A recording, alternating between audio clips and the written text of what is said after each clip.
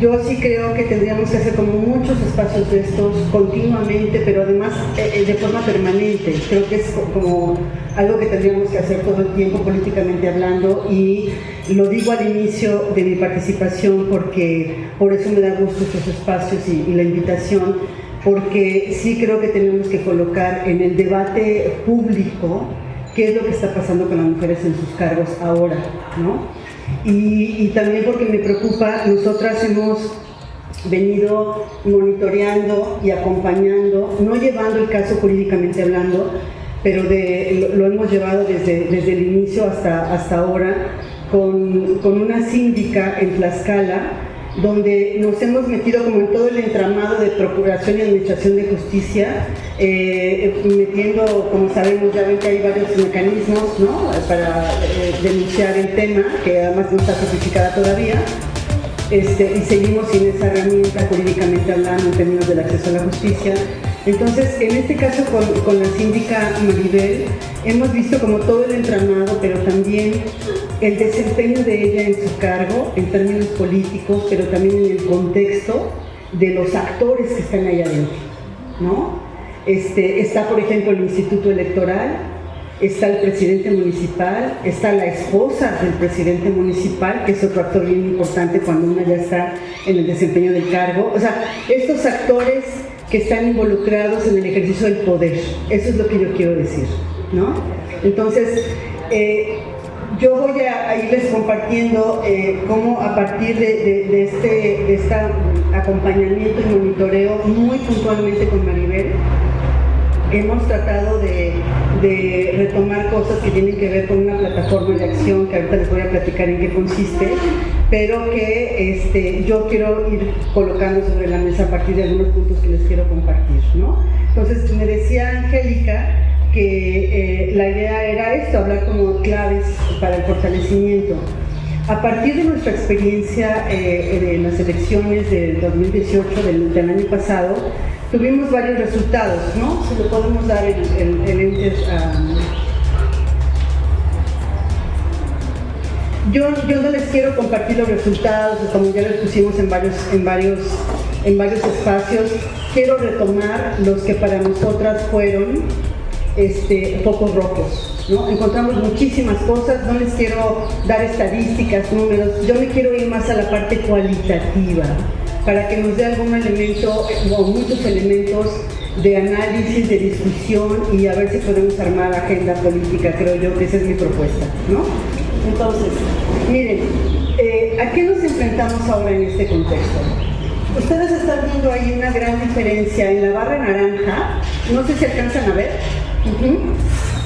Vean, en el primer trimestre de 2019, que es el naranja, y el primer trimestre de 2018, que es el azul, ¿no? Ya sé que los contextos son diferentes, pero a mí me parece muy ilustrativo porque en lo que sí coincidimos son mujeres en el cargo. Entonces, vean ustedes, se supone que hemos avanzado en el tema, se supone que las mujeres han estado ya en un contexto más propicio, como es el de la paridad, ¿no? Sin embargo, en términos reales vemos que hay muchísimo por hacer, ¿no? Entonces, a mí esto, cuando encontré el dato, ¿no? Y vean, lo hizo el TELEC, ¿no? Lo lanzó este año, y me parece que es seria la parte de diagnósticos que hace esta empresa. Y el TELEC es una empresa que se dedica a hacer estadísticas, encuestas, etcétera, y que ha estado muy presente en todo el proceso electoral, ¿no? Entonces, es como se cree que tiene una buena calidad de emisión de datos, ¿no? Y entonces el TELEC lanza esto este año, y a mí me pareció muy ilustrativo porque dije, bueno, a ver, ¿qué pasó entre las elecciones del año pasado y dónde estamos ahora? Y por eso yo les compartía esta experiencia con Maribel, la síndica en Tlaxcala, ¿no? El nivel de violencia política en el que se encuentran las mujeres ya en el desempeño de su cargo, a mí me parece que es altísimo, y que tendríamos que seguir haciendo estudios muy cualitativos, no cuantitativos. Algo que aprendimos ahora en el ejercicio de la observación electoral en el 18 es que a nosotros nos arrojó datos con mucho más calidad y con mucho más carnita para poder emitir una agenda política, el dato cualitativo, ¿no? No sé, a Trini, por ejemplo, a ellas que hicieron también una investigación espléndida y que hicieron también un informe, pero nosotros por eso le quisimos dar peso a las entrevistas con las mujeres candidatas, ¿no? Y ahora creo que tenemos que hacerlo con las que quedaron en el cargo, a qué se están enfrentando, pero también cómo lo están enfrentando, ¿no? Entonces, bueno, este es nada más como un ejemplo de donde creemos que nos marca como un foco rojo de por dónde hay que ir también, ¿no? Y los puntos rojos que nosotras encontramos, la siguiente, Rosy, gracias. Yo voy a ir como comentándoles cada uno. No quiero ahondar en cada tema, sino más bien proponerles a partir de estos puntos rojos por dónde creemos que tienen que ir como las claves en la agenda política, ¿no? Entonces, lo que nosotras encontramos, muchísimas cosas, pero entre ellas las que lo colocamos como punto rojo es el asunto simulado de la paridad, que eso no necesito tampoco como ilustrarlo más. Lo que pasó en México, el ejemplo, por ejemplo, de Oaxaca, con estos hombres que se hacen pasar trans, o sea, es un ejemplo que me acuerdo que lo compartían ahora en una red en la que formamos parte de CIPE, que es la red de paridad a nivel de América Latina, y cuando lo comentaba una de las participantes de México, pues las demás estaban riendo porque era algo irrisorio, o sea, los mecanismos a los que los hombres tuvieron que recurrir para poder, ¿no?, simular este asunto de la paridad, ¿no? Ustedes acá en su estado, bueno, tampoco necesito como contarles muchas historias, la paridad sigue estando porque estas mujeres también que ahora están en el cargo, y lo comentan en algunos espacios, quien está atrás es alguien más, por ejemplo, ¿no? Y eso hay que colocarlo en la discusión y hay que colocarlo sobre la mesa, y creo también que nos tenemos que reunir con estas mujeres, ¿no? Siempre y cuando se dejen, ¿verdad? Que es un poco lo que veníamos comentando en el camino, ¿no? Pero yo sí creo que hay que ir haciendo como una estrategia de creación de conciencia política. Ajá. Que estas mujeres que a lo mejor no se dejan porque saben que ellas no son las que van a decidir finalmente, que no pasen de largo, sino que algo tiene que moverse en ellas, ¿no? Y sí creo que están ahí en un cargo para servir a la ciudadanía, o sea, no es un cargo particular, no es su empresa, no es su casa. Estamos hablando de una agenda política y ciudadana de este país, ¿no? Entonces, obviamente que también tienen obligaciones que cumplir, ¿no? Bueno, lo que encontramos como foco rojo, les decía, está el asunto de la simulación de la paridad, que fue muy fuerte y que sigue estando presente. El asunto de la violencia simbólica, que creo que este es un foco en el que nos tenemos que ir muy tejiendo fino, porque creo que esto tendría que ir relacionado con la agenda de igualdad a nivel nacional, federal y locales, ¿no? Pero bueno, el tema de la violencia simbólica, ustedes saben también que lo encontramos muy fuerte en redes sociales, ¿no?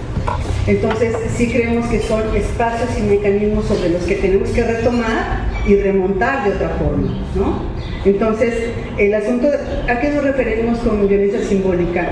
Es toda esta violencia que dañó la imagen de las mujeres, ya sea de forma de sus capacidades, ya sea de su identidad sexual, de su identidad como mujer, de su identidad como política, ¿no? Era toda esta imagen que crearon alrededor de ella en medios, a nivel local, ¿no? E incluso en el municipio, pues mírala, ¿no? ¿Sí? Que no era como una agresión directa, pero que simbólicamente la estaban colocando en otro lugar. Entonces es como este discurso, ¿no? Sí dicho, pero que subterráneamente el daño es en términos de su prestigio político. Esa es la violencia simbólica. Entonces, sí creo que sobre ese punto tendríamos que ir abonando como muy fino, y creo que lo podemos hacer. El otro punto rojo que encontramos fue este asunto de la interseccionalidad de las violencias contra las mujeres. Las especialistas que estamos ahora en este tema de la violencia política, pero que venimos con muchos años de experiencia en el tema de las violencias, nos quedaba muy claro que era otra violencia más que se sumaba y que interactuaba con otras que ya estaban en el escenario, ¿no? Es decir, son mujeres también que vivían violencia con la pareja, ¿no? o que habían vivido violencia con la pareja, o bien que se encontraban viviendo algún tipo de violencia o violencia económica, o bien de repente se lanzaban a esta contienda y interactuaban varias: la violencia sexual, la presión por parte de la pareja, la presión por parte del compañero en el partido, el hostigamiento o el acoso sexual en el partido. ¿Ven? A esto nos referimos como estas se conjugan, y entonces esto obviamente daña a las mujeres en su desempeño. Este es para mí un foco rojo bien importante que quiero compartir con ustedes, porque durante todas las entrevistas que hicimos, yo que vengo trabajando en el tema hace décadas, ¿no? Yo las miraba, o sea, los ojos con tristeza, este asunto como de la angustia, ¿no? Yo me acuerdo que hicimos una entrevista con una de las mujeres políticas de Ciudad de México ahí en la oficina, y cuando ella se iba, yo les comparto, de repente empezó y se puso como tensa y nos dijo al equipo de CIPE: oigan, ¿me pueden acompañar al estacionamiento? Y no era muy tarde, entonces yo dije, ¿por qué? ¿Cómo te sientes? Dice, bueno, pues es que como he recibido ya bastantes, ¿no?, amenazas, pues como que, no sé, no me siento segura, estoy tensa, ¿no? A eso se le llama estrés postraumático, por ejemplo. El estrés postraumático por haber vivido violencia se te vienen como las imágenes, incluso corporal, aunque uno no la tenga en la mente, corporalmente tu cuerpo responde ante lo que estuviste viviendo en algún evento violento. Ajá. Es inconsciente incluso, por eso les digo, yo lo visualicé y le dije, no te preocupes, o sea, estás súper segura, claro que vamos contigo. Nos fuimos 3 de las compañeras, fuimos platicando con ella, se subió a la camioneta, estás bien, nos avisas cuando llegues. Es esta parte de darle contención también a las mujeres. Y con este punto yo les quiero decir, es bien importante trabajar con las mujeres políticas los daños que han sufrido al vivir esta violencia. Es como cualquier otra violencia. Si yo no atiendo los daños de esa violencia que viví, hagan de cuenta que somos como un frasquito, va a estar ahí latente, ¿no?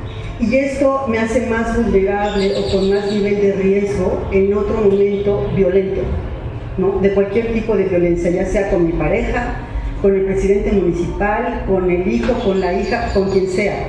Ajá. Entonces, si yo no lo atiendo, no lo trabajo, estoy mucho más vulnerable.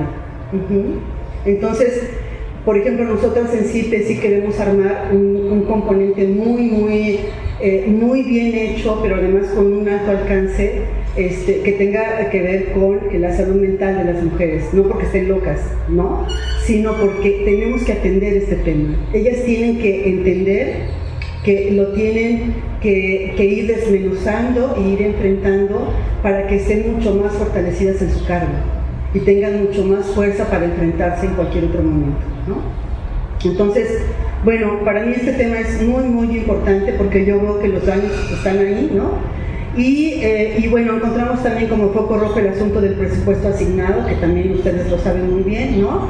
A las mujeres que las dejaron sin dinero o que les dieron muy poco, y que ahí también faltó como una estrategia en colectivo para visibilizar el tema y para demandar, ¿no?, durante la contienda. Y creo que ahora, durante el cargo, se van a seguir enfrentando con algo parecido, ¿no? Por ejemplo, con Maribel tenemos, eso es recurrente, le bajaron el salario, le dejaron de pagar meses, ¿no? Otra síndica que fueron y le aventaron el dinero así en el piso porque nunca le quisieron pagar y empezó a denunciar, y entonces, te pusiste al brinco, pues entonces así te va, ¿no? Entonces, son estos mecanismos que sí tenemos que tener presente para saber cómo los vamos a enfrentar, ¿no? Y bueno, el asunto de las denuncias, que ustedes lo tenemos a nivel nacional,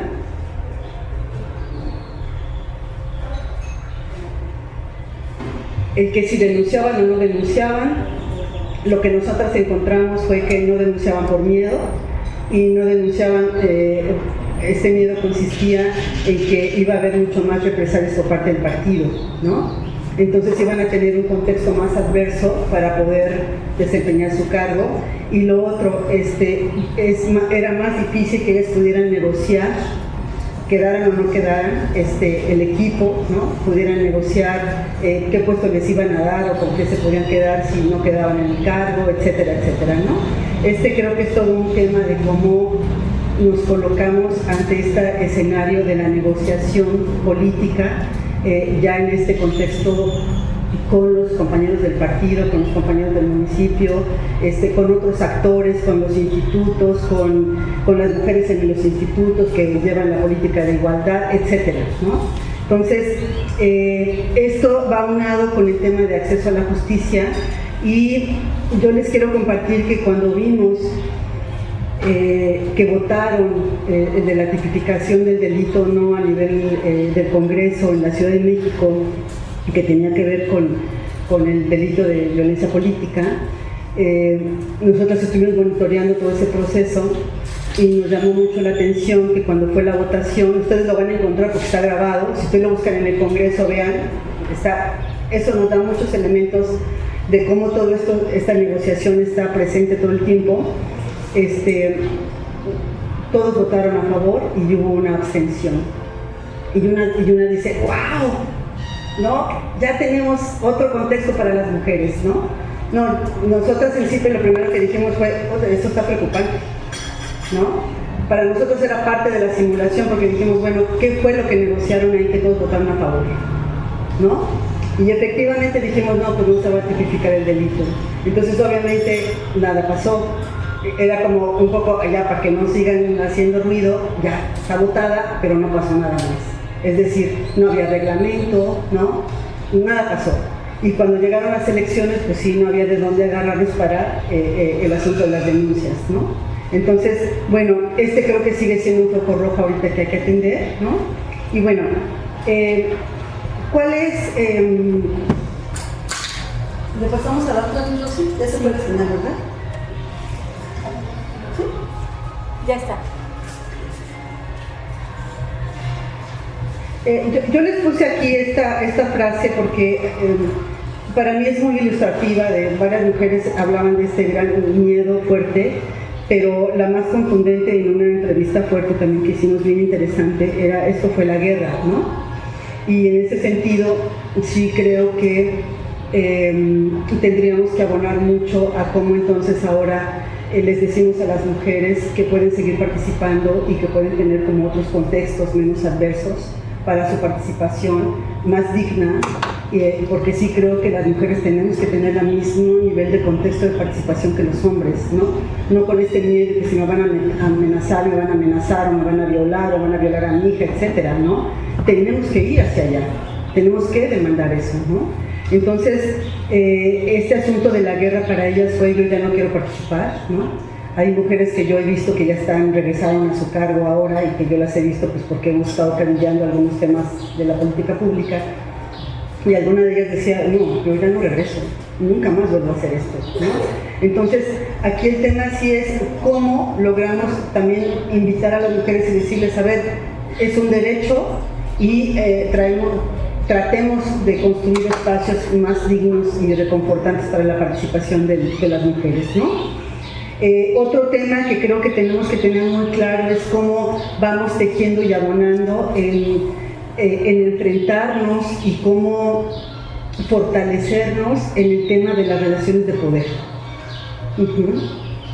Y yo me acuerdo que entrevistaba a una compañera de Guerrero y ella me compartía, Tere, cuando llegué a mi cargo, lo primero a lo que me enfrenté, dije, híjole, no sé cómo negociar con ellos.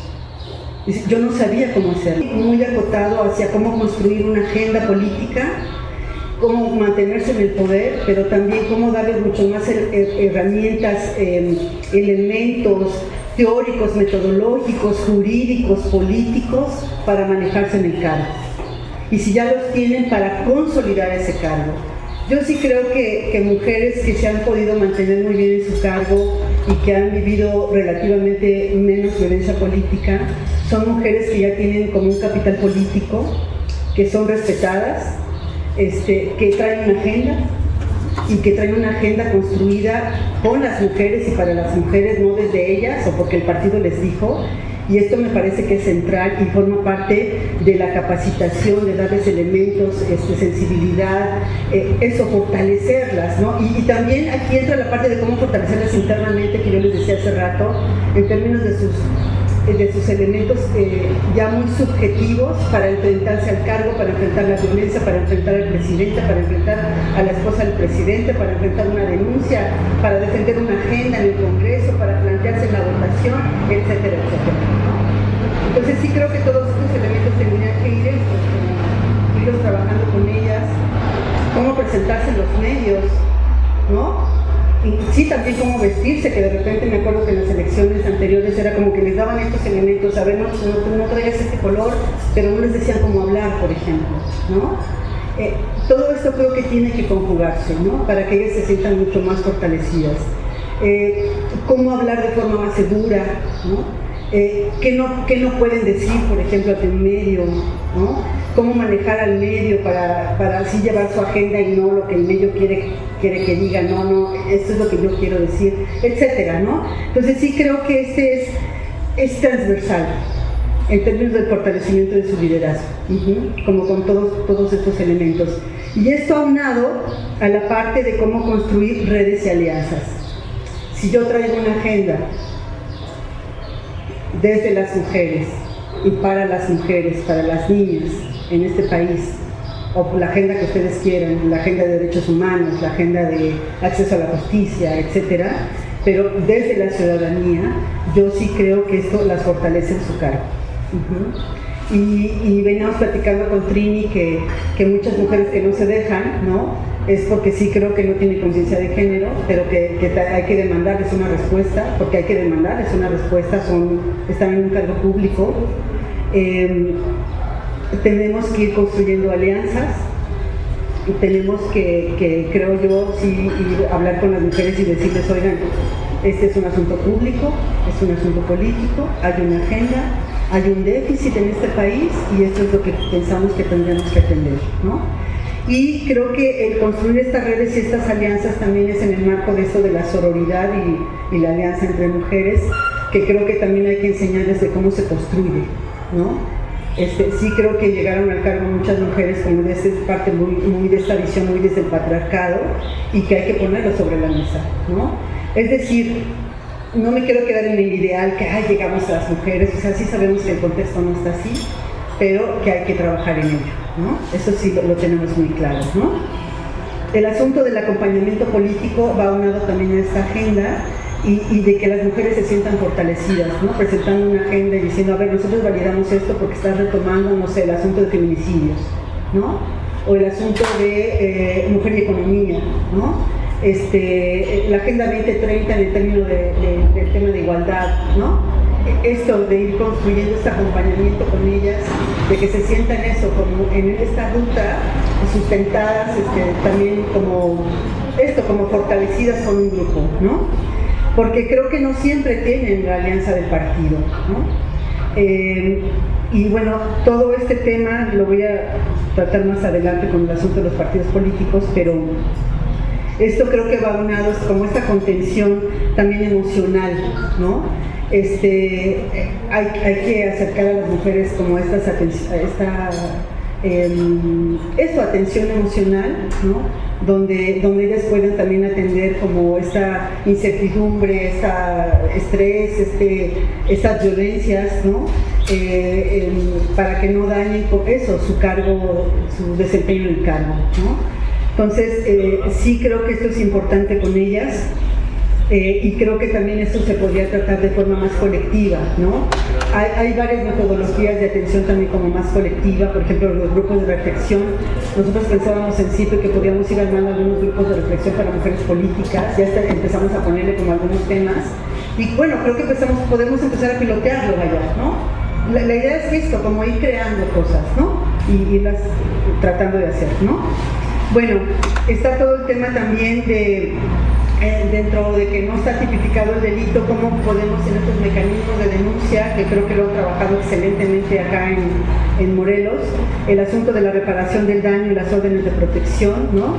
Que por más que nos vamos con estos mecanismos y les decimos, oye, si está en riesgo, ¿dónde está el asunto de la reparación del daño, las órdenes de protección? Porque esta mujer sí va a llegar a su casa y quién sabe qué pase, ¿no? Lo acabamos de ver con esta compañera de Veracruz, ¿no? Que ella ya venía diciendo, a ver, yo he tenido amenazas y efectivamente lo que pasó es que llegó hasta el feminicidio, ¿no?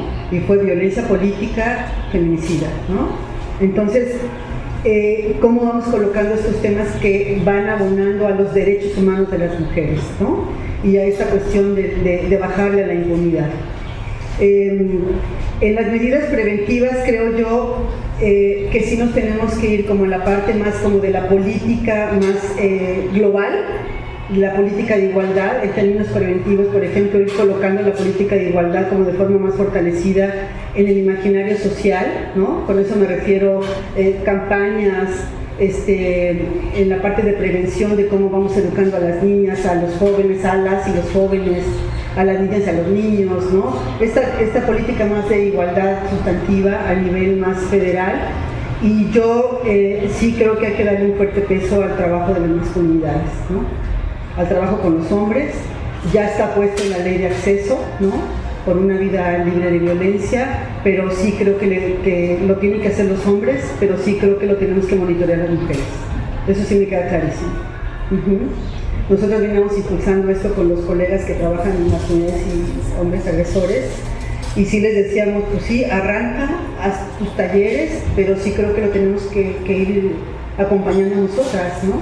No hacerlo nosotras, pero sí acompañarlos en términos de que no establezcan de repente a nivel ya muy operativo estas alianzas, ¿no? Sino que a ver, con foco crítico, ¿no? A ver, hasta dónde estás llegando, ¿no? Y cómo estás llegando, ¿no? Y para qué estás llegando.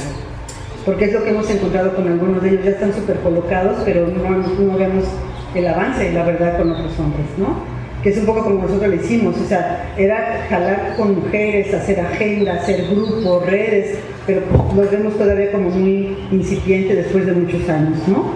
Sí creo que esto hay que demandarlo, hay que colocarlo, hay que propiciarlo, ¿no? Yo sé que no es fácil porque hay compañeras, colegas que sí dicen, bueno, tú te quieres que hagamos ahora también con los hombres, que ¿no? la apoyen algo en Pero internet. también yo estoy cansada de estar trabajando solamente con las mujeres, que es un actor, y este otro actor, que es el agresor, todavía no hemos podido decidir en esta parte, ¿no? Yo estoy hablando desde ese lugar. Y bueno, eso, de una vez lo coloco, sí creo que tiene que ser un elemento bien importante al interior de los partidos políticos. Yo creo que sí tenemos que ir al partido político con estas mujeres, hablar en el área de género, ¿no? Que también está como muy desdibujada, hablar en el área de derechos humanos, que sí existen en algunos partidos políticos, no en todos, y decirles, bueno, hagamos estrategia, o sea, ¿cómo marcamos aquí una agenda en términos de que los hombres avancen en esta mirada que tienen desde la participación de las mujeres muy misógina, muy patriarcal, ¿no? O sea, ¿cómo le vamos abonando a moverlos del lugar, ¿no? Entonces, y creo que ahí sí tenemos que ser como muy estratégicas, ¿no? Sí, otro elemento importante creemos que tiene que ver con el trabajo con las mujeres jóvenes, con hombres y mujeres jóvenes, en términos de sus liderazgos, ¿no? Hay mujeres que de repente, pues sí, cuestionan muchas de las avances que hemos tenido nosotras. Sin embargo, hay otras que sí le están pudiendo entrar, ¿no? Y sí creo que se van a entrar con una mirada muy crítica, pero también es importante tomar en cuenta que donde estamos ahora es a partir de todo un proceso que hemos hecho las mujeres también que hemos estado acá, ¿no? Y que eso también hay que validar, ¿no? Me parece importante en términos de reconocer los liderazgos y el avance que hemos tenido en el tema, ¿no? Entonces, sí creo que podemos trabajar de forma muy fuerte con las mujeres jóvenes y eso, ir creando. Yo creo que hay como una gran oportunidad a nivel de los municipios. Yo sí veo que las chavas están pilas, así muy ávidas de que les demos herramientas, de colocarlas, ¿no? De irles así, vente, ¿no? Va, ¿no? Y si no, éntrale por aquí, formateada así, asado, ¿no? Y bueno, ya comenté esto de las masculinidades y la reeducación con los hombres y quiero cerrar con el tema de la justicia electoral. Creo que le tenemos que dar monitoreo, o sea, los casos que están en denuncia, de los que están en denuncia, de los que no están porque no llegan, ¿no? En términos de colocar de forma mucho más asertiva el asunto de la tipificación del delito. Creo que, bueno, mi propuesta es que tendríamos que estar con el legislativo a nivel local y federal, diciendo a ver cómo va esto, qué alcance tiene, ¿da para la realidad o no da para la realidad que vivimos? A mí eso me parece que es importantísimo. Luego creamos leyes que no podemos ni implementarlas, no podemos bajar un reglamento, y tenemos un montón de leyes formidables como que somos reconocidos internacionalmente en este país. Sin embargo, Cuando uno dice más del 94% de impunidad, entonces no entiendo qué es lo que está pasando en desfase, ¿no? Hagamos el análisis y es que pues, no está funcionando, ¿no? Entonces sí creo que este tema de justicia electoral sí tiene que ser como parte de nuestra agenda, sobre todo de sociedad civil organizada, y por parte de los institutos en los municipios y a nivel estatal y federal, ¿no? ¿Por qué? Porque tendría que formar un eje importante de la agenda de igualdad, ¿no? Y bueno, de ahí la importancia de armar agenda y alianzas con los tres sectores, con el legislativo, el ejecutivo y el judicial, ¿no? Que me parece que los tres tendrían que estar en toda esta agenda que pudiéramos ir colocando, ¿no? Entonces, bueno, es lo que yo les quería compartir.